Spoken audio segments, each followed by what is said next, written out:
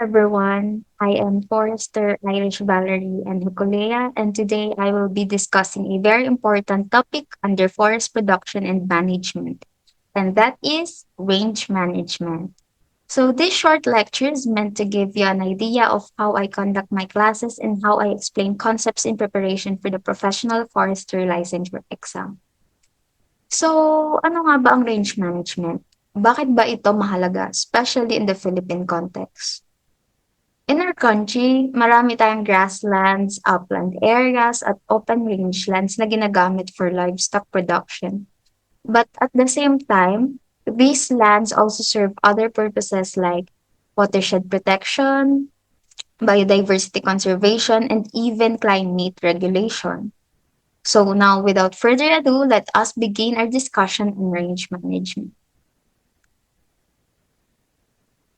Our first topic will focus on the general concept of range management. Range management is essentially the use of rangelands and their natural resources in a sustainable manner. Emphasis on sustainable manner, meaning that it should satisfy the current needs without harming the ability of future users to benefit. In range management, it is important to recognize livestock grazing as a major use, but not the only use. Kasi 'di ba, there is a common misconception na kapag rangeland ay pang livestock lang, pang baka lang. But in reality, rangelands also provide watershed protection, wildlife habitat, recreation, carbon storage, and biodiversity conservation. So ang goal natin here is optimization sa range management, meaning that we maximize goods and services without degrading the land. Now let us delve into the concept of grazing land as defined by Presidential Decree number 705. So grazing lands is defined as designated areas specifically chosen for their topography and vegetation, making them ideal for livestock raising. So one notable example na ginamit ko dito and makikita niyo doon sa picture is the Impasugong Communal Ranch located in Bukidnon. So it is currently the only government-owned and managed ranch in the country. Dito, cattle from 13 barangays are raised, and this is a good example of an organized and regulated grazing. So now that we have a preliminary understanding of range management, let us turn attention into grasslands. So grasslands are a vital component of rangeland ecosystems, characterized primarily by the dominance of grasses and non-woody plants. These environments play a crucial role in supporting biodiversity, providing habitat for various species, and serving as important resources for livestock grazing. Understanding the dynamics of grasslands is essential for effective range management and environmental conservation. So sa Pilipinas, as we all know, marami tayong grasslands na dating forest areas but converted due to kaingin, logging on disturbance. So let's move on to our next slide to discuss other related concepts sa grassland. Ayan. So now we have here the key factors affecting grassland ecosystems. So we'll focus on three main elements, which is climbing, soil, and foraging activities. So each of these plays a crucial role in maintaining the balance of this vital ecosystem. So first, papahapyawan ko lang to because we will discuss it further on the next few slides. Okay, so first, climate. It significantly influences grasslands. This specifically affects the Philippine setting as a tropical country. Now, when temperature and rainfall pattern change, directly naapektuhan ang growth cycle ng grasses. For example, prolonged droughts and rising temperature will result to vegetation decline and water stress. Ang next naman natin here is ang soil. So, soil is the foundation of any grassland ecosystem. Kahit gaano pa kaganda ang climate sa isang lugar, kung pangit naman ang kanilang soil condition, ay hindi magiging productive ang grassland. Now, there are two very important soil properties that we need to focus on, which is soil texture, and second is the organic matter content, which is madidiscuss pa natin sa next slides. Then finally, we have foraging activities. So this include the grazing patterns of livestock and wildlife, which can either support or challenge the ecological balance depending on how they are managed. So again, we will discuss these factors further on the next few slides. Okay, so let's see how climate, specifically climate change, impacts grassland ecosystems. Okay, first, let's consider intensified rainfall. So, this might sound beneficial, but it actually accelerates soil erosion. When water runs off rather than infiltrates, it carries away topsoil, and as soil washes away, the stability of the grassland is compromised. So, this is especially bad in grasslands that have lost vegetative cover. Next naman is yung prolonged droughts and rising temperatures. So this pose another challenge sa grasslands as these conditions reduce vegetation health, which in turn strains water resources. So as we all know, some grass are more drought tolerant. Grass who can survive harsh condition will dominate the ecosystem. However, it may lower the productivity of the land and have poorer nutritional value. So overall, climate, specifically climate change, affects grassland stability and resilience over time. We have here is yung soil. Okay, firstly, sa properties ng soil such as texture and organic matter contents. Sinabi ko nga kanina, these are the fundamental properties dun sa ecosystem. So these characteristics govern carbon storage and water availability, which is both vital for promoting plant productivity in grasslands. It is essential to emphasize the importance of these soil properties. So, grasslands on soil with favorable texture and high organic matter tend to have more stable moisture, especially during dry seasons. In contrast naman, grasslands on sandy soils with low organic matter are more vulnerable.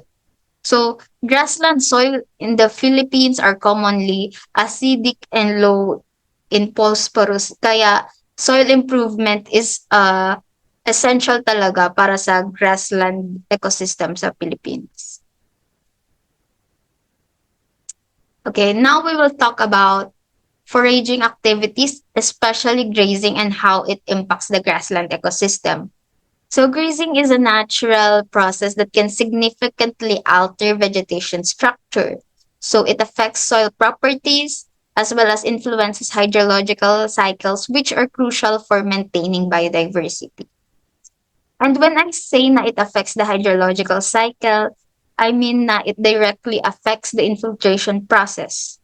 So with good vegetative cover, soil infiltration is better because roots and litter help water penetrate the soil instead of running off.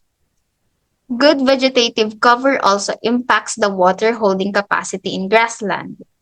When managed well, grazing can actually enhance the ecosystem as it supports renewal and provides valuable ecosystem services. So this means that with responsible management, grazing can be beneficial, helping these ecosystems thrive. However, if grazing is not managed properly, it can lead to overgrazing. This is where we see the problem kasi overgrazing causes degradation. It strips the land of nutrients and undermines the stability of the grassland environment. So the key takeaway here is balance. Properly managed grazing supports a healthy ecosystem, but we should be mindful of its potential to cause harm. Now we have here the elements of grassland ecology, and we will focus on three main components, which is yung vegetation, soil type, and the role of grazing livestock. And we will discuss this further and cite some examples in the next slides. So in vegetation, merong 4 na dominant species that can be found in the grasslands of the Philippines. First, we have the 𝗙𝗢𝗪𝗔𝗕𝗢𝗥𝗔𝗕𝗓, also commonly known as cogon. So this is the most common grass species found in the Philippine rangelands. Second naman, we have 𝗪𝗪𝗪𝗪𝗪𝗪𝗪𝗪𝗪𝗪𝗪 or bagokbok. So it is present across low to mid elevation areas across Luzon and some parts in Mindanao. Third, we have Capilipedium parviflorum. This perennial grass grows on the grassy slopes of Luzon. And then lastly, we have Chrysophagon aciculatus or amor seco. And I am pretty sure na familiar ang lahat dito dahil ito yung grass that have fruiting spikelets na medyo matalas tapos nakapit siya sa damit.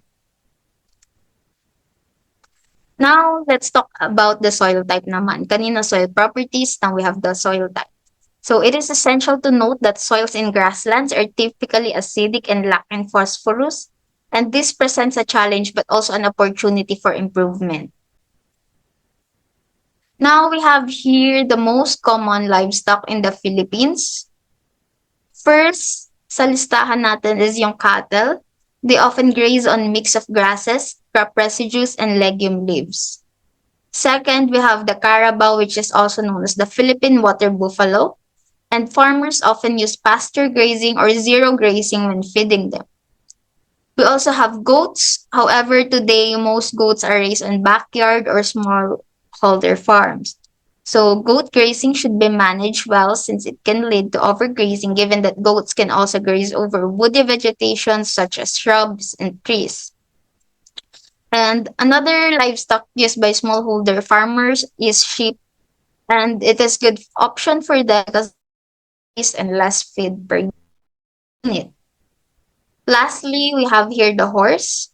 One challenge, however, for horse owners, especially upland farmers, is the limitation of full pastures and high-quality forage.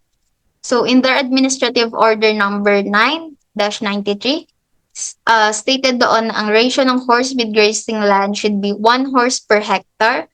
However, since limited nga ang land and resources, horses are often grazed with only whatever vegetation is available.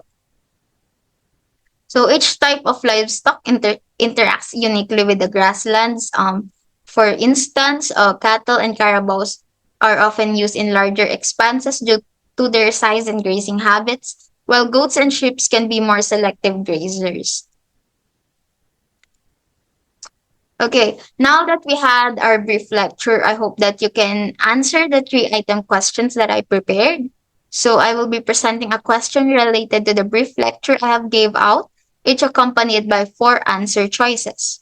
So please select the option you believe is correct and you will have 20 seconds to respond. So the purpose of time pressure is to simulate board exam conditions dahil alam naman natin na sa actual professional forester licensure exam, time management is very critical. Okay, so let's have here our first question.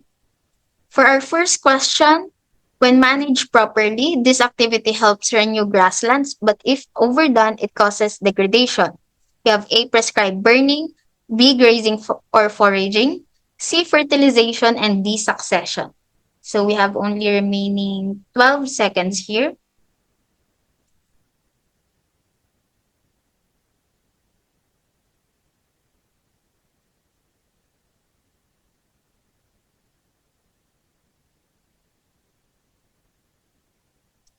And the activity that we are referring to is letter B, grazing or foraging.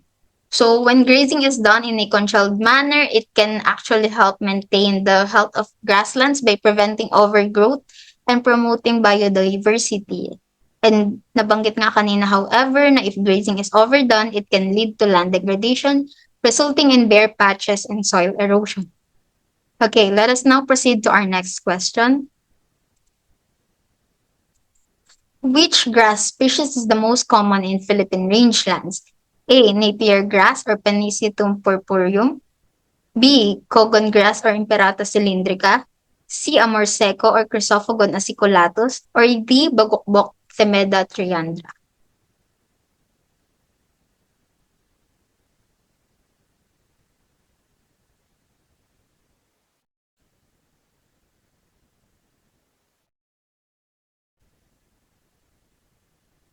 And the answer is cogon grass or Imperata cylindrica. It is widely recognized as the most common grass species in Philippine rangelands. So again, let's take a moment to consider why cogon grass is so prevalent. So first, it is incredibly resilient.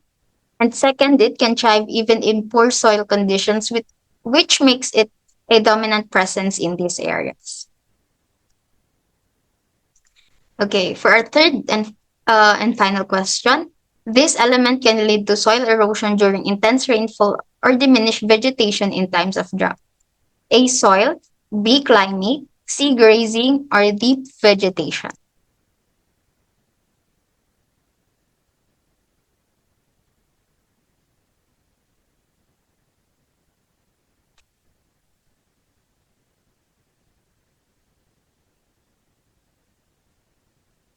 Time's up. And the answer is climate. So climate plays a crucial role in range management. It can lead to soil erosion during heavy rains and impact vegetation during drought conditions. So this makes understanding climate patterns essential for effective land management. So we have now reached the end of our slide. I hope that you have gained valuable insights from our session and that this session gave you a clear idea of how I conduct my discussions. So I hope that you will consider joining us in the full FLE review program. Maraming salamat po and I look forward to guiding you in your journey toward becoming a licensed professional forester.